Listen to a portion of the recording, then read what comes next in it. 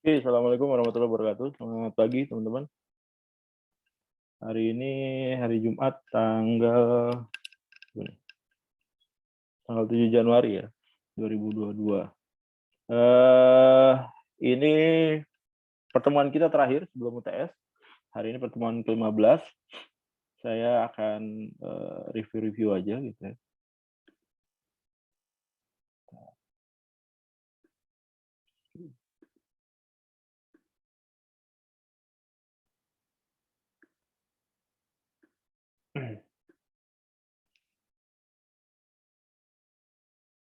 Oke,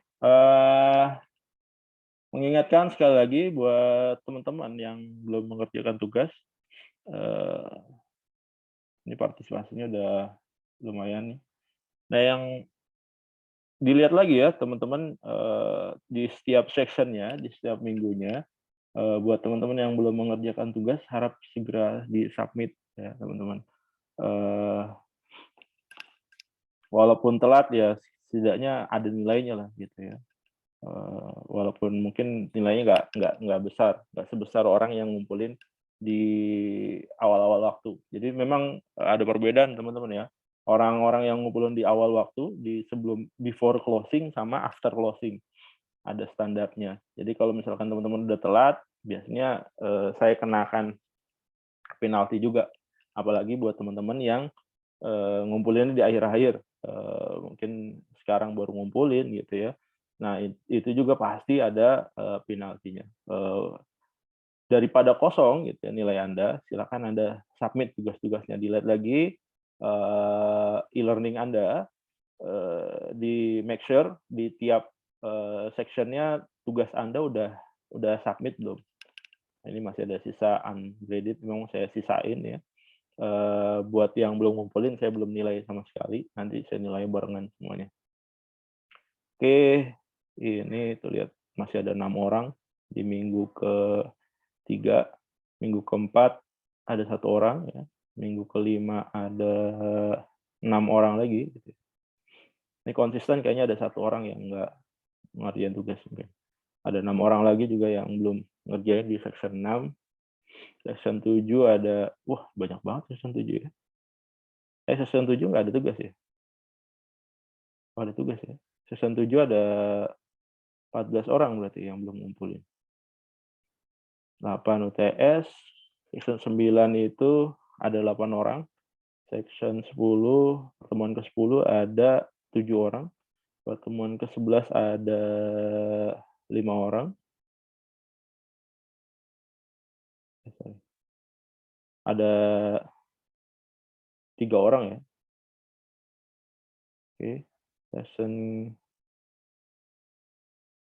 ke-12 ada 5 orang, section ke-13 ada 7 orang. Oh, 7 orang belum ngumpulin. Jadi kelihatan teman-teman mau ngumpulin hari ini walaupun belum belum saya grade, belum saya kasih nilai, waktu timing teman-teman mengumpulkan tugasnya di hari apa, jam berapa, detik ke berapa itu kelihatan, gitu ya. Enaknya kita pakai online learning seperti itu. Nah ini yang wah ini minggu ke-14 masih banyak nih yang belum ngumpulin. Minggu ke-15 hari ini. Oke. Kemudian berikutnya, mengulang materi gitu ya. Kita UTS saya, masih nunggu jadwal dari kampus untuk pelaksanaan UTS. Kalau memang normal sesuai waktu kuliah berarti minggu depan kita UTS. Tapi kalau memang ada minggu tenangnya nanti, saya nunggu pengumuman aja dari kampus. Sampai hari ini sih, belum ada belum ada kabar ya, belum ada kabar kapan, pelaksanaan UTS. Atau dari teman-teman udah ada yang dapat kabar untuk pelaksanaan UTS? Belum ada ya? Oke. UTS kita sama UAS kita sama seperti UTS.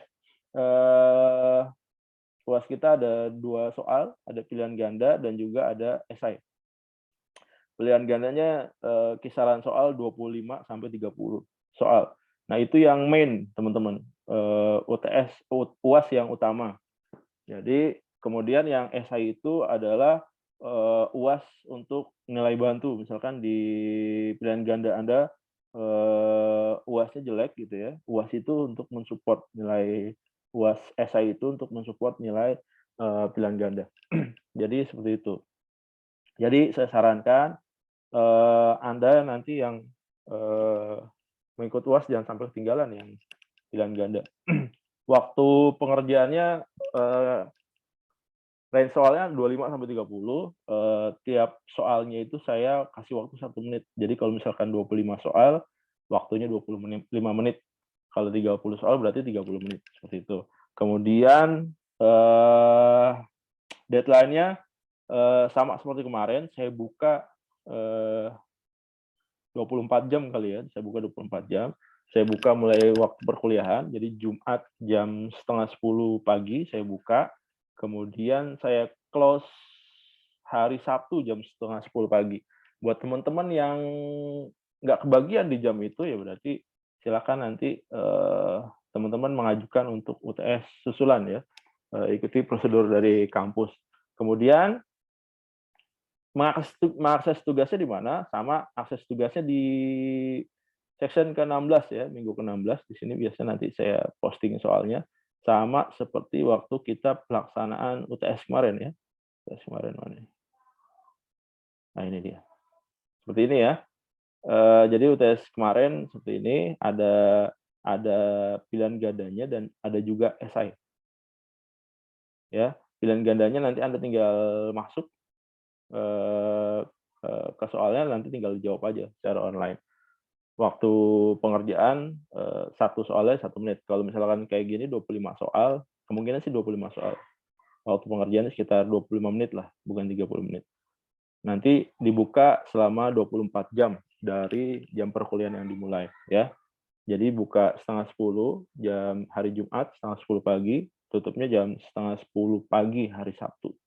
Oke, kemudian seharusnya itu silakan Anda pilih sendiri waktu yang enak buat ngerjain. Jadi bisa Anda ngerjain di rumah atau nanti di tempat kerja Anda, mungkin pastikan connection internet Anda baik ya teman-teman ya, karena cuma 1 kali attempt. Saya udah biasakan di quiz untuk 1 kali attempt. Kalau misalkan Anda terputus di tengah jalan gitu ya, Anda baru ngerjakan 15 soal gitu ya, kalau bisa jangan di-refresh sih, pengalaman saya ditungguin aja gitu. Tapi kalau memang ternyata nggak bisa, coba di-back aja, di-back. Tapi kalau memang ternyata putus, ya udah berarti auto submit, teman-teman. Jadi, kalau Anda sudah masukin soal 10 soal, ya udah itu yang ke-record sama sistem. Makanya pastikan nanti begitu Anda mengerjakan soal UTS pilihan ganda, pastikan connection internet Anda stabil, dicoba dulu ya, Anda dites, Anda coba streaming di tempat itu, putus-putus atau enggak, nge-lag atau enggak gitu ya. Atau Anda cek speed ya, tes speed internet connection Anda gitu ya. Kira-kira ada masalah atau enggak. Kalau nggak ada masalah silakan mulai UTS ya. Pastikan juga browser Anda sudah mengaktifkan JavaScript gitu ya. Udah di-enable-kan karena ada beberapa settingan di PC atau di handphonenya belum diaktifkan. Tapi kalau selama ini Anda mengerjakan kuis fine-fine aja, nggak ada masalah, harusnya nggak ada masalah. Karena ini sama seperti Anda mengerjakan kuis, cuma bedanya soalnya lebih banyak gitu ya. Oke, itu UTS pilihan ganda. Kemudian UTS esai saya posting di sini. Dan yang kedua saya posting juga nanti di sini nih, bentar.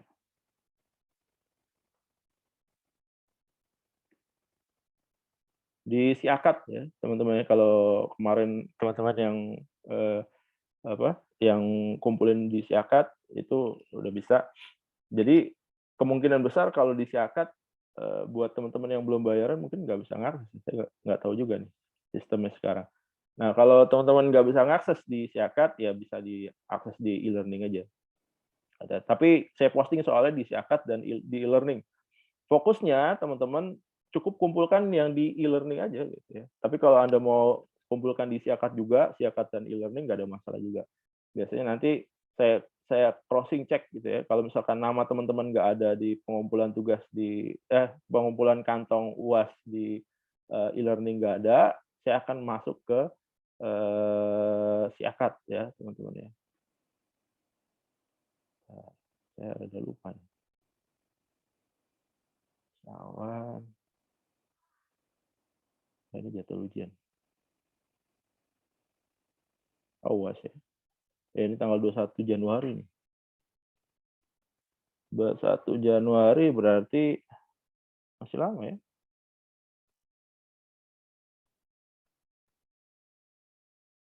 Nah. Oh, berarti minggu depan kita bisa minggu tenang ya teman-teman ya.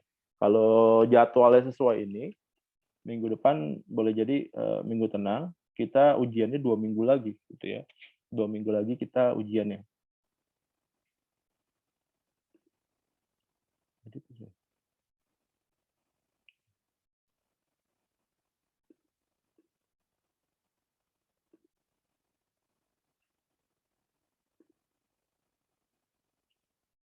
Nah, ini kayak gini ya.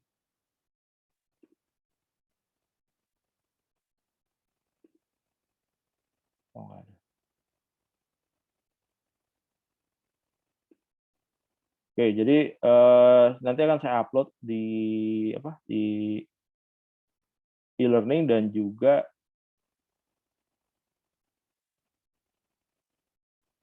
di Siakat ya teman-teman ya. Ini waktu ujiannya masih menunggu kepastian dari kampus ya. Bisa jadi tanggal 21, bisa juga minggu depan. Nanti teman-teman bisa tanyakan ke ketua jurusan nih. Saya juga sambil cari nunggu infonya. Oke, itu soal UTS dan soal UAS-nya untuk esai dan pilihan ganda. Nah, kalau esai ini sama teman-teman ya. Itu saya buka, kalau esai itu peraturannya, rules-nya itu ada 12 jam teman-teman ya. Jadi 12 jam.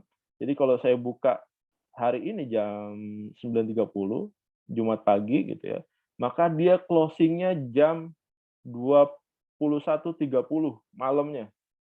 Beda dengan soal pilihan ganda ya. Ini soal esai. Soal esai itu memang sudah diatur. Jadi aturan dari Inaba itu sebenarnya soal esai. Cuma hanya 12 jam waktu pengumpulannya gitu ya.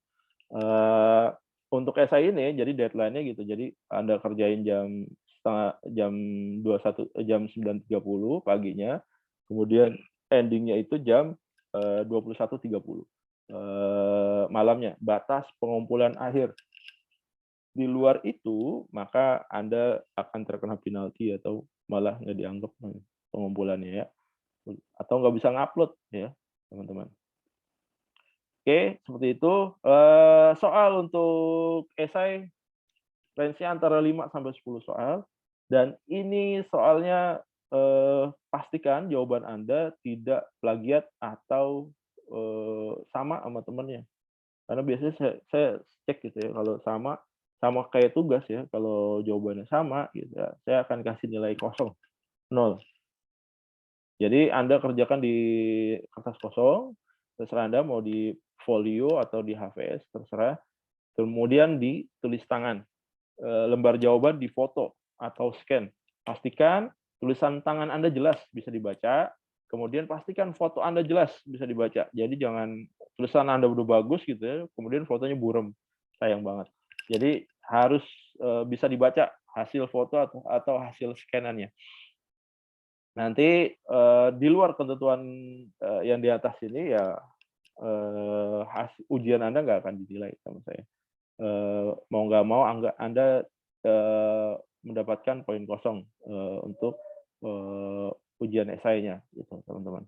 Sampai sini ada yang mau ditanyakan teman-teman? Untuk pelaksanaan UAS.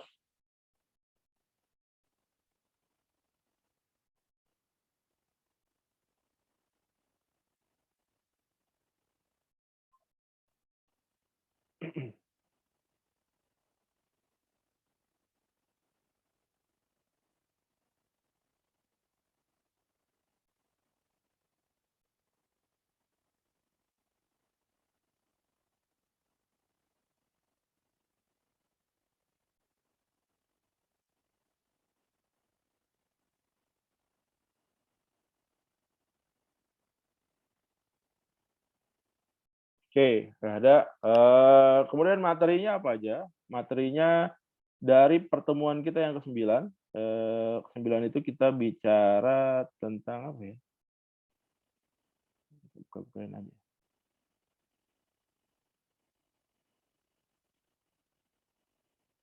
Nah, ini cloud deployment model ya. Teman-teman silakan dibaca lagi, dipahami apa itu 4 jenis penerapan, model cloud ya. Mulai dari private, public, community, dan hybrid ya. Apa yang dimaksud dengan private, apa yang dimaksud dengan public, apa yang dimaksud dengan community, kemudian konsepnya seperti apa di hibrida itu, konsepnya seperti apa di public, itu Anda harus baca dan pahami. Ini, kemungkinan yang akan keluar. Kemudian isu-isu apa yang ada di private, yang ada di public cloud, gitu ya, ada yang di hybrid cloud, gitu ya. Itu yang akan keluar, isu-isunya, SLA-nya seperti apa, gitu ya. Kemudian, oke, keuntungan dan kerugian ya dari masing-masing penerapan 4 model cloud tersebut. Kira-kira keuntungannya apa, kerugiannya apa? Biasanya setiap pemilihan model cloud itu dia punya kelebihan dan kekurangan. Teman-teman harus pahami. Kemudian untuk yang minggu ke-10, nah ini technological drivers buat cloud computing ya. Ini kita bicara tentang SOE, apa bedanya SOE dan cloud ya. Terus SOC, manfaatnya apa gitu ya. Kemudian teknologi apa yang digunakan di SOE ya. Nah, ini juga sisi OE ya, Cloud Computing Open Architecture, apa maksudnya, tujuannya gimana gitu ya. Pendekatan dalam virtualisasi. Nah, ini Anda harus paham nih, virtualisasi penuh, setengah penuh, atau para virtualisasi, atau hardware assisted virtualization. Nah, itu apa yang dimaksud dengan itu, kemudian bagaimana konsepnya dia. Ini jenis-jenis virtualisasi, ini tren teknologinya. Itu di minggu ke-10, minggu ke-11 kita bicara perihal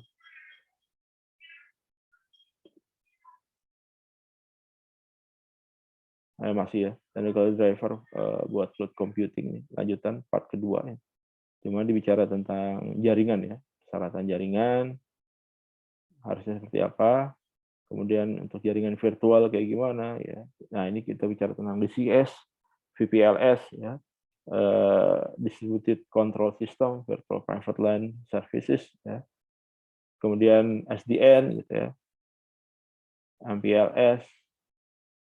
Nah, ini web 2.0, web 3.0 gitu ya. Apa keuntungannya, apa kelebihannya, apa kekurangannya dari masing-masing fitur tersebut. Terus kemudian pemanfaatannya kayak gimana, jenis aplikasinya seperti apa, contohnya seperti apa. Kemudian bila nanti ditanyakan sampelnya yang web 3.0 atau web 4.0 mungkin, atau web 2.0, sampelnya seperti apa.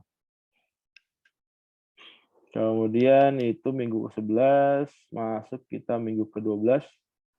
Minggu ke-12 kita bicara tentang virtualisasi. Nah, ini kenapa sih kita butuh virtualisasi gitu ya. Silakan nanti Anda renungkan jawabannya gitu ya. Ini background-nya pemilihan virtualisasi. Apa aja yang divirtualisasi itu ya, kira-kira. Nanti Anda pahami jenis-jenis virtualisasi, kemudian pendekatannya seperti apa. Nah, ini different approach-nya. Terus nah ini hypervisor ya teman-teman. Anda baca lagi. Kemudian isu security. Oke, ini di pertemuan ke-12. Kemudian lanjut pertemuan ke-13. Nah, ini pengembangan software pada cloud, software development ya. Nah, ini manfaat-manfaatnya apa aja? Software as a service, harusnya sih teman-teman udah inilah, udah di luar kepala nih yang SaaS nih. Ya. Nah, ini multi tenancy. Apa yang dimaksud multi tenancy? Ya? Kemudian skalabilitas, ketersediaan, ya, availability, usable-nya, gitu ya. Pengembangannya seperti apa, gitu ya. Nah, ini proses development-nya, before dan after ya. Before cloud dan after cloud.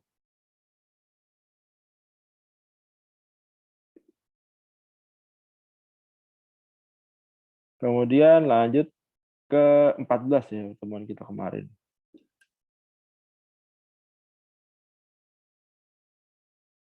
14 kita bicara perihal jaringan buat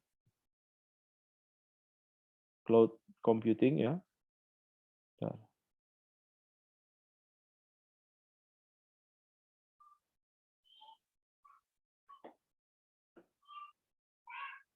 Oke, ini teman-teman harus pahami ya klasifikasi data center. Yang tier 1 kayak gimana, tier 2, tier 3, tier 4 itu kayak gimana. Mana yang lebih bagus antara tier 1, 2, dan 3, dan 4 ya. Kemudian ini ada investasinya dari sebuah data center.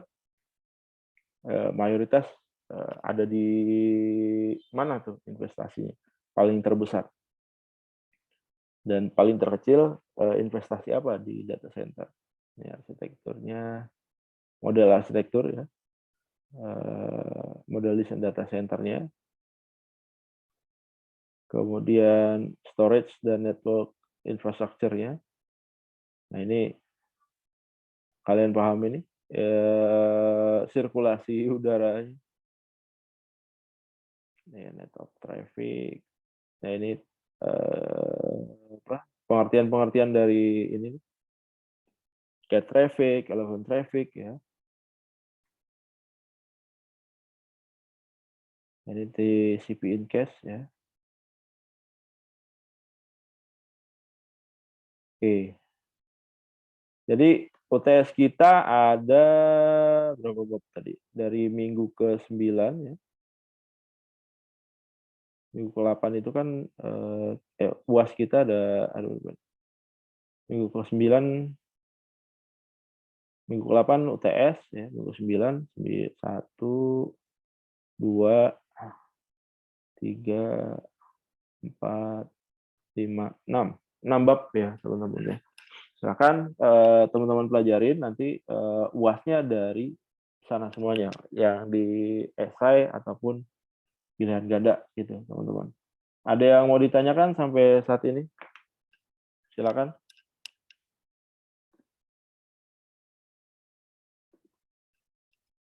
Silakan kalau ada yang mau ditanyakan.